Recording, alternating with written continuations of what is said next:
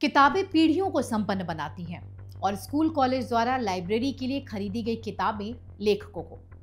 इसी संपन्नता का तकाजा है कि पश्चिम बंगाल सरकार के शिक्षा विभाग ने राज्य के 2026 स्कूलों को अपनी लाइब्रेरी में रखने के लिए 536 किताबों की एक सूची भेजी है।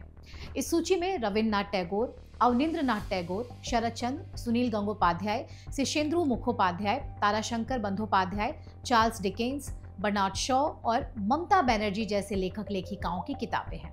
536 किताबों की इस लिस्ट में 19 किताबें राज्य के मुख्यमंत्री ममता बनर्जी की हैं।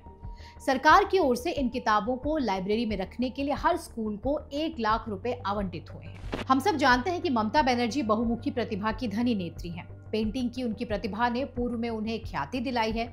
आपको शारदा कांड याद है? अरे वही स्कैम जिसमें ममता बनर्जी का भी नाम आया था। अरे वही जिस स्कैम से संबंधित सबूतों को मिटाने के लिए सीबीआई ममता बनर्जी के करीबी पुलिस अफसर राजीव कुमार को गिरफ्तार करना चाहती थी, लेकिन ममता दी ने गिरफ्तारी के खिलाफ धरना दे दिया था। जी, उसी शारदा ग्रुप के एमडी सुदीप्तो सेन ने दीदी की पेंटिंग करोड़ों रुपए में खरीदी थी। आपको लगेगा कि मैं ये अनरिलेटेड बात कह रही हूँ, लेकिन मैंने सोचा याद दिला दूं क्योंकि यहाँ ममता बनर्जी के टैलेंट की बात हो रही है। खैर, वापस आते हैं राज्य सरकार के एजुकेशन डिपार्टमेंट के इस ऑर्डर पर। ऑर्डर के अनुसार इस लिस्ट को एजुकेशन के एक्सपर्ट की एक समिति ने रेकमेंड किया है। समिति को लगा कि अब समय आ गया है कि राज्य के छात्र मुख्यमंत्री ममता बनर्जी से इतर लेखिका ममता बनर्जी की प्रतिभा का भी लाभ उठाएं। ऑर्डर के अनुसार publishers and book sellers guild जिलों में इंस्पेक्टर ऑफ स्कूल और प्रकाशकों के बीच कोऑर्डिनेशन की जिम्मेदारी संभालेगा। अब हम आपको बताते हैं कि शिक्षा विभाग के ऐसे ऑर्डर के पीछे का कारण क्या हो सकता है और इसका परिणाम क्या होगा। ममता बनर्जी आए दिन ये कहती रहती हैं कि मुख्यमंत्री के पद पर रहते हुए वे सरकार से कुछ नहीं लेती और उनका अपना जीवन यापन उनके द्वारा लिखी गई किताबों से मिलने वाली रॉयल्टी से होता है।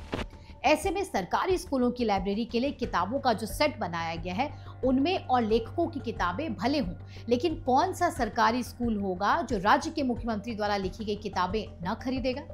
और वो भी तब जब राज्य सरकार इस काम के लिए पैसे दे रही है।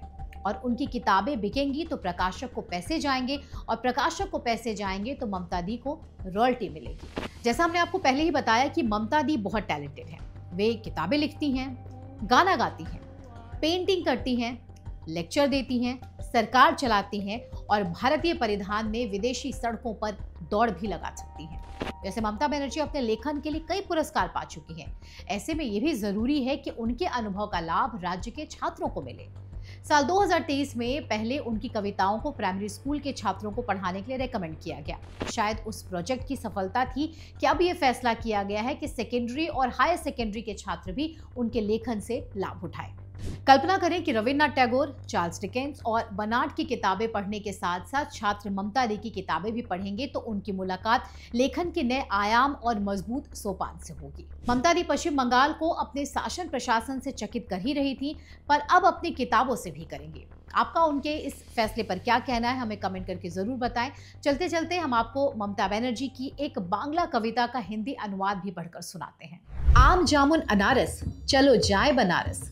काला जामुन जमरूल बेदाना, अच्छा लगता बिल्कुल ना। काला पपीता और बताशा, करते सारे केवल तमाशा। बैंगन भिंडी आलू जाग, मिर्चा में है भारी आग।